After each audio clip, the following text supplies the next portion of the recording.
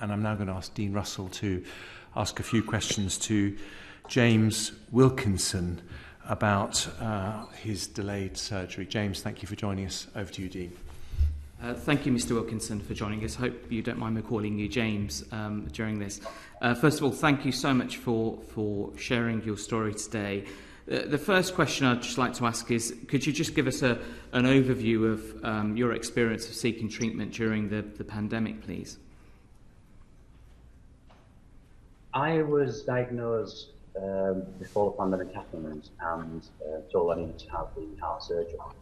I had a rare condition called endocarditis, which was an infection of my heart lining, which ate away at my aortic heart valve.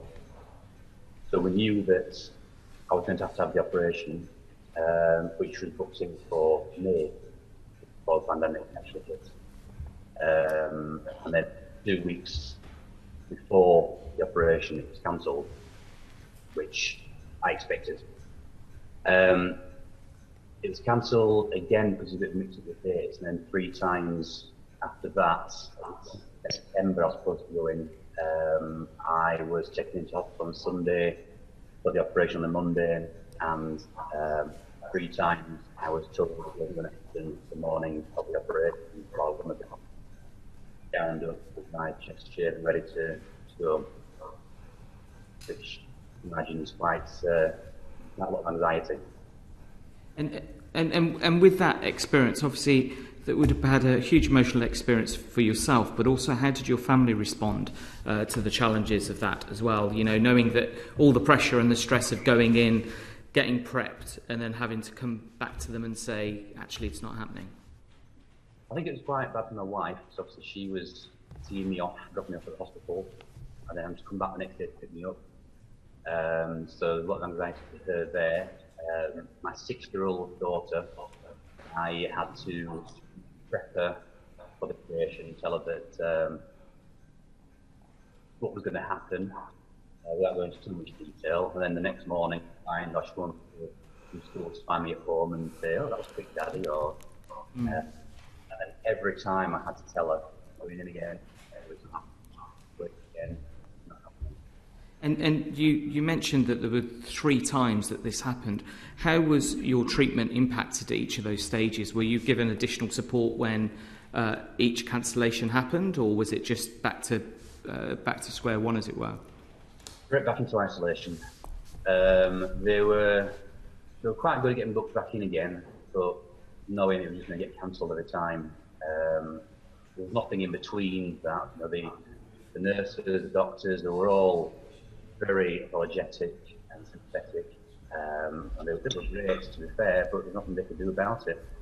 I mean, to be fair, the first time there was actually an emergency came in, which took up my ICU bed, but then the second 2 times were COVID patients, one being into my ICU ward, which shut the whole ward down of that morning, and the last time there were just no nurses available to look after me, because they were all dealing with COVID patients.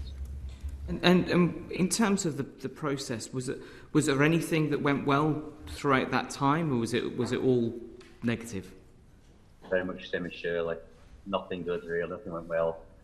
Every day you sat at home. 3 months I was isolating for. Not hearing anything, not knowing anything. Every day feeling worse, every week getting worse and worse with the health.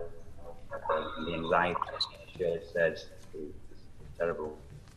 And in terms of obviously the cancellations themselves, I can't imagine actually how awful that must have been for each of those times, especially by the time you hit the 3rd cancellation. But was there, even with those in place, was there anything else that could have improved that experience? You know, I'm thinking about communications and so on.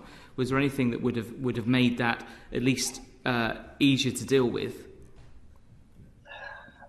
It's one of those things. It's not something that somebody could have foreseen.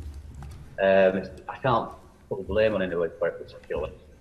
I mean, obviously the first cancellation was the worst one. The 3rd one was actually the easiest because we were slowly getting used to it.